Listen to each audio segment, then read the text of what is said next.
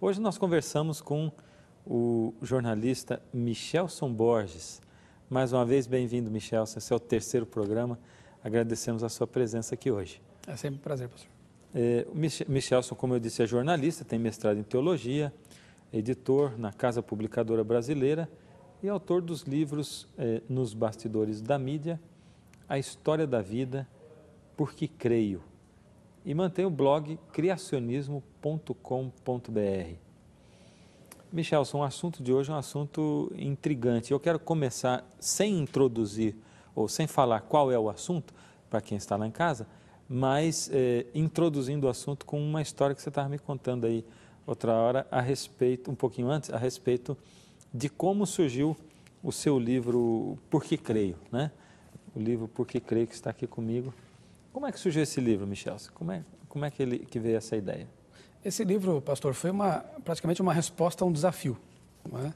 Em 2002, uma revista popular de divulgação científica brasileira publicou um artigo a respeito do criacionismo. Interessante que esse tema começou a ganhar espaço na mídia secular a partir de 99, 2000 para cá. Não é? E a gente vê nessas revistas mesmo, né? No Brasil tem duas principais que circulam nas bancas aí, que sempre elas se dizem científicas, mas na verdade trazem assuntos assim superficiais, bem tendenciosos, né? Bem da forma popular, não é? E muito tendenciosa, infelizmente, né?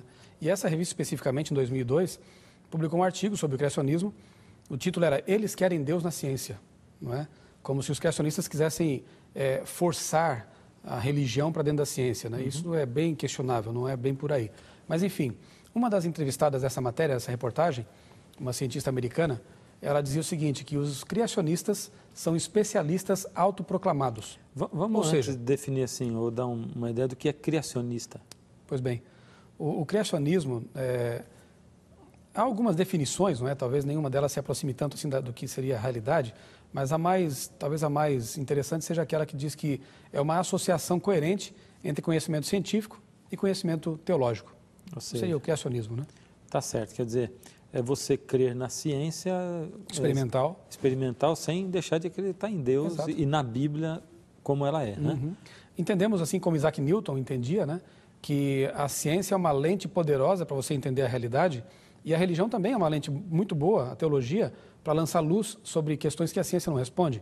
Então Isaac Newton, um dos pais do método científico, um dos maiores cientistas de todos os tempos, assim como Galileu, Copérnico e outros, eles entendiam que a verdadeira ciência e a verdadeira religião, elas se harmonizam e podem ajudá-lo a ver a realidade com duas lentes muito poderosas, né? Para que abrir mão de uma ou de outra. Escreveu muito sobre teologia, né?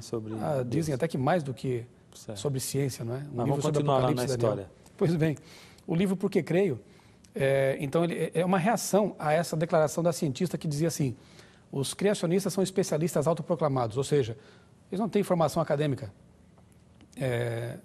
eles se sólida acham, ou bastante. Se achando, né? Eles se dizem especialistas. Eu fiquei muito contrariado com essa declaração e enviei um e-mail para a redação da revista, né? E pedindo que eles investigassem um pouco mais e pesquisassem, porque iam encontrar com facilidade bons acadêmicos criacionistas. Depois disso, me convidaram para um chat, um debate pela internet, lá na redação. Eu aceitei com alguma preocupação, porque eu sou jornalista, não sou cientista. Até propus que eu poderia indicar alguns cientistas, não é, para debater, mas eles queriam um jornalista, alguém que pudesse interagir de forma mais acessível com o povo, né? Eu aceitei o desafio e quando estava a meio caminho para a redação dessa revista, eu recebi uma ligação no celular dizendo assim, volte porque houve um problema aqui com nossos servidores e não vai ser possível fazer o nosso chat, nosso debate. Tá bom, acatei, mas perguntei, vai ser remarcado esse debate? Aguarde. E eu aguardei sentado, deitado, de outras maneiras mais, e enviei depois alguns e-mails, escuta, eu estou à disposição ainda e tal, para aquele debate que vocês marcaram. A minha foto ficou no site da revista por algumas semanas, dando a impressão para quem não conhecia o que estava por trás, de que eu havia desistido do debate, né, e não era essa a realidade. E não houve mais nenhuma comunicação por parte da redação da revista. Bom, a minha indignação não passou por isso, né? E eu resolvi fazer então uma pesquisa, entrevistar 12 cientistas, 11 criacionistas e um teórico do design inteligente, que é o Michael Behe, autor de A Caixa Preta de Darwin. Certo. Um grande cientista, expoente aí. O livro está nas Um livrarias livro aí. conhecido, né? Um best-seller. Todos esses 12 têm doutorado, mestrado, fazem pesquisa, não é? Nas áreas de biologia, matemática, arqueologia, física, enfim, 12. 12 apóstolos, 12 cientistas, pensei assim. E enviei então o livro para a redação da revista e me dei por satisfeito. Pelo menos eu pude provar que, assim como há bons cientistas darwinistas, muitos cientistas, né? E essa revista se pronunciou? Também há cientistas criacionistas, né, com boa formação acadêmica. Não houve mais nenhum pronunciamento. Na verdade, houve depois, em anos posteriores, mais artigos e sempre com a mesma tendência, não é? Criacionistas são religiosos, certo. Evolucionistas são científicos, não é? Quando não é bem essa a realidade. Nós sabemos que no criacionismo há, sim, não negamos, uma vertente teológica, portanto metafísica ou filosófica, mas também há no darwinismo uma vertente filosófica, que é o naturalismo filosófico, que pressupõe que Deus não existe. E você que é jornalista, assim, você acha que... você acha não? Existe algum princípio do jornalismo de transmitir a verdade, ou pelo menos duas opiniões, ou duas partes, duas maneiras de pensar, né? Hoje, a mídia, ou quem tem o poder de acessar o povo, eles oferecem, assim, um peso igual, uma oportunidade igual para quem crê em Deus e é cientista, e para aqueles que são evolucionistas, ateus? Desde os meus tempos de faculdade, de jornalismo, eu aprendi que a imparcialidade não existe. Certo. Os seres humanos são parciais por natureza, não é? E há sempre uma política editorial em todos os meios, né, de comunicação, uma linha editorial. Então, o que se espera de um bom jornalista é, pelo menos, honestidade, não é? Aquela honestidade que faz com que ele, pelo menos, analise e exponha os dois lados de uma questão, 3, 4, enfim, quantos lados houver. E, infelizmente, no que diz respeito à controvérsia entre criação e evolução, eu não tenho percebido isso. Uhum. Há uma tendência de favorecer argumentos evolucionistas e, muitas vezes, colocar na boca de um darwinista aquilo que o criacionista pensa, né? Quando, na verdade, deveriam investigar, pesquisar. E há exemplos muito raros disso. Na verdade, eu lembro de um apenas. No começo de 2010, em abril, a Folha de São Paulo fez contato comigo para uma entrevista, para uma reportagem que eles estavam produzindo sobre esse assunto, né? Foi a primeira vez em que um criacionista, tanto quanto eu saiba, foi solicitado a escrever um artigo sobre criacionismo. Então, naquela reportagem, pelo menos, eu até elogiei, né, a postura. Nós temos que reconhecer quando há bons exemplos. E ficou ali o parabéns à Folha de São Paulo por essa abertura, né? Mas não é algo, não é a tendência. Certo. Não é o normal. Aliás, a gente tem visto assim atualmente que os ateus viraram pregadores, né? E não porque se converteram ao cristianismo, não, mas eles viraram pregadores do ateísmo e estão tentando converter, fazer prosélitos, né, para o ateísmo, né? Esse é um fenômeno recente e bastante interessante. É o neoateísmo, ou ateísmo militante, que tem como expoentes alguns cientistas como Richard Dawkins, um jornalista chamado Francis Hitchens, né? E outros mais aí.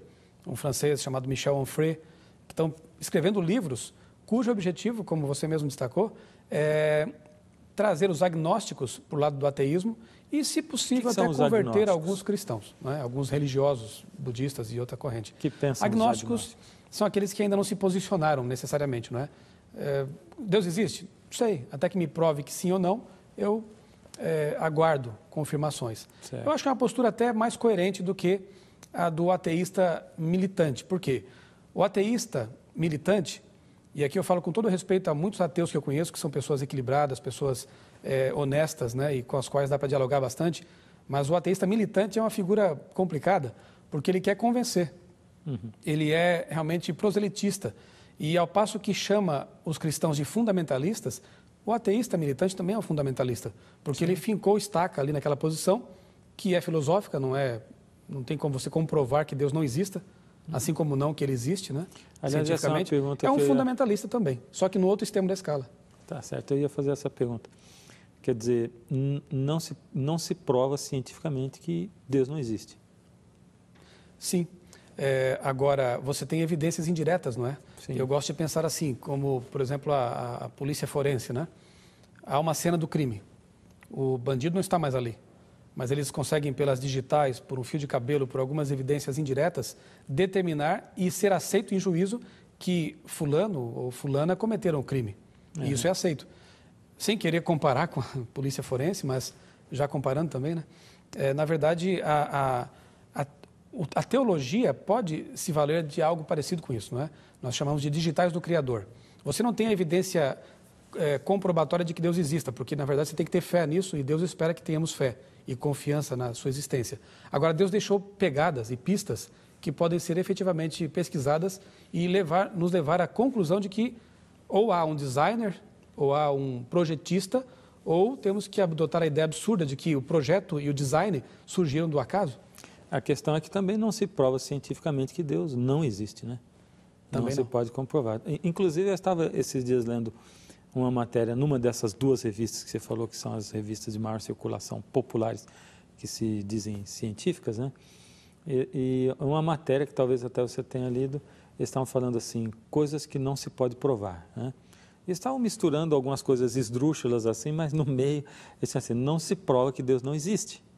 E eles afirmavam aquilo, me chamou a atenção, eu até recortei a matéria, e eles diziam assim, quanto a isso, o Richard Dawkins pode até tirar a calça e pisar em cima, mas não dá para provar que Deus não existe cientificamente. Eu me lembro dessa edição, e eu lembro de uma reportagem curiosa, em que eles dão um basta torcer dizendo o seguinte, olha, por que existe tudo o que há? Por que o universo existe e não o nada? E pior do que isso, né? Além de existir, ele funciona? Como explicar que o universo surgiu tunado, configurado para que a vida pudesse existir nele? As constantes universais, as leis da física, tudo tão finamente ajustado para que a vida pudesse existir. Essa é uma pergunta para a qual os cientistas não têm respostas. E por mais que se ache que a nossa resposta é um tanto simplória, não é? Ela é baseada na fé, mas a nossa resposta é, no princípio, criou Deus os céus e a terra. Deus mas a outra resposta o universo. Da ciência também é baseada na fé, não é? Sem dúvida, não é? É lógico, dos dois lados há argumentos, mas é baseada na fé. Outro dia, eu até estava comentando com você ainda há pouco, eu assisti a um debate, né, promovido por emissoras de televisão. Aliás, foram dois debates entre um cientista criacionista e um cientista evolucionista ateu, né? E foi a primeira vez que eu vi isso, porque a gente sempre vê uma posição ou outra, nunca tinha visto assim juntos, né? E para qualquer pessoa que pensa assim, esse negócio para o que dizem do criacionismo, diz assim, isso aí é coisa de religioso, isso não é nada, eles não têm base nenhuma. Então, esperava-se um massacre por parte do cientista ateu, até porque eles têm muito mais dinheiro investido em pesquisa, né? Universidades e empresas, companhias, instituições que investem dinheiro para pesquisa evolucionista do que para a criacionista, né? Então, esperava-se um massacre em cima do criacionista e o que a gente viu ali foi uma situação de muita igualdade, quer dizer, você vê que há argumentos de um lado e há de outros. Contudo, ainda o criacionista diz assim, bom, você, para acreditar em Deus, você tem que acreditar pela fé, mas o evolucionista não. Precisa ter fé para acreditar, e a minha pergunta é sempre assim, você pode provar cientificamente que Deus existe? Não. Você pode provar cientificamente que Deus não existe? Não. Então precisa ter fé para acreditar que Deus não existe ou para acreditar que Ele existe. Agora, a minha pergunta outra é assim, você pode provar pela fé que Deus não existe? E pela fé você pode provar que Deus existe? Essas são as duas perguntas. Eu gosto de um pensamento que diz assim, né? A mente humana é como um paraquedas. Ela só funciona bem quando está aberta, né? Então, na verdade, as pessoas e o telespectador talvez até esteja pensando, mas o que os religiosos têm a oferecer em termos de argumentos, não é? Talvez a mente já esteja formatada pela mídia que diz que cientistas têm a resposta e teólogos não, não é? O fato é que tem que abrir a mente e pesar os argumentos e seguir as evidências até onde elas levarem, não é? Certo. Eu gosto de mencionar o exemplo de um filósofo, na verdade é considerado o maior filósofo do século XX, Antony Flew. E ele escreveu tratados de ateologia, né, sobre ateísmo. Ele escreveu aquele livro, Um Ateu Afirma. Exatamente. Deus ele, existe, né? No fim da vida, reconsiderou sua posição e escreveu um livro intitulado Um Ateu Garante, Deus Existe. E lendo esse livro, que eu recomendo, você não vê uso em nenhum momento da Bíblia ou de qualquer outro livro de tradição religiosa. Antony Flew se tornou um teísta, passou a crer em Deus, era ateu, né? E era um ateu, o maior ateu do século XX, considerado assim, na área da filosofia, se tornou um teísta, um crente em Deus, pela filosofia. Os argumentos cosmológico e teleológico o levaram a crer que Deus existe. Projeto e universo que existe configurado para ser assim como é. Então, na verdade, ainda que você não inicie pelo caminho da fé, você, pelo caminho da razão, pode sim chegar à conclusão de que existe um Deus. Depois a fé e a teologia vão lhe mostrar quem é esse Deus, que lhe ama, que o criou e tem um projeto, um plano para a sua vida individual. Agora, você acredita que esse Deus, né, que, segundo você diz, nos ama, nos criou, segundo eu acredito também, logicamente, ele hoje interage com o ser humano como ele interagia no passado, como a Bíblia descreve? Eu acredito plenamente nisso, não é? Embora isso seja algo assim muito subjetivo, mas eu posso dizer para o telespectador que eu converso com esse Deus todos os dias. Quando eu leio a Bíblia, eu ouço a voz desse Deus falando comigo, não é? E isso é algo muito curioso, porque quando eu coloco minha vida em conformidade com a palavra de Deus, tudo funciona.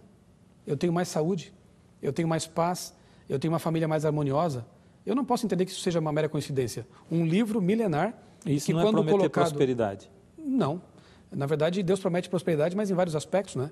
A saúde é prosperidade, a paz é prosperidade, e se ele achar que eu não devo ter prosperidade financeira necessariamente, mas eu tenho outros tipos de existência próspera, não é? E mais do que isso, tenho uma esperança futura, não é?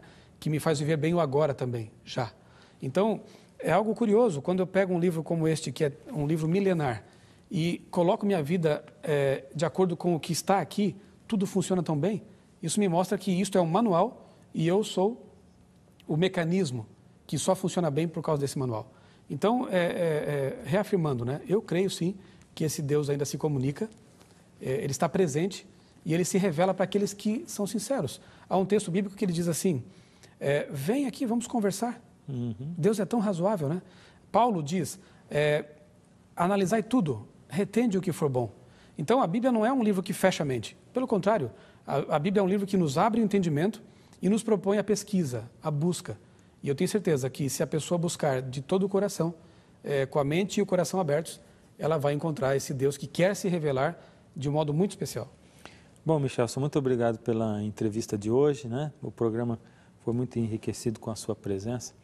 E eu quero terminar fazendo uma abordagem final aqui para o programa. Durante alguns momentos, algumas fases na história do mundo, a gente vê que Deus se calou. Deus se calou no sentido de falar diretamente a homens, como, por exemplo, durante os 400 anos em que o povo esteve lá escravo, na escravidão do Egito. Depois, futuramente, antes de Jesus nascer, foram mais 400 anos sem profeta, sem a ação direta de Deus. E muitas pessoas acham que Deus está calado hoje. Na verdade, a palavra de Deus para hoje, ou a mensagem de Deus para hoje, não é que ele está calado. Deus esteve calado no sentido de se dirigir diretamente às pessoas porque ele deixou a sua palavra. Ela é chamada palavra de Deus porque é através dela que Deus fala. Não para a humanidade, lógico, também para a humanidade, mas para você, especialmente para os seus problemas, para mim. E aqui em Isaías, no capítulo 42, verso 13 em diante, diz o seguinte, Isaías diz, o Senhor sairá como valente, despertará o seu zelo como homem de guerra, clamará, lançará forte grito de guerra e mostrará a sua força contra os seus inimigos. Esse é um Deus que age, essa é a cena da volta do Senhor Jesus.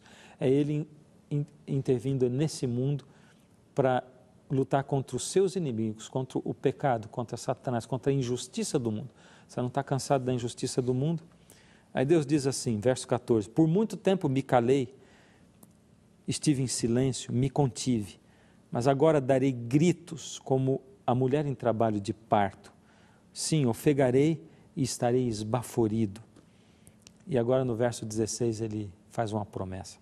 Guiarei os cegos por um caminho que não conhecem, fá-los-ei a andar por veredas desconhecidas, tornarei as trevas em luz perante eles e os caminhos escabrosos planos.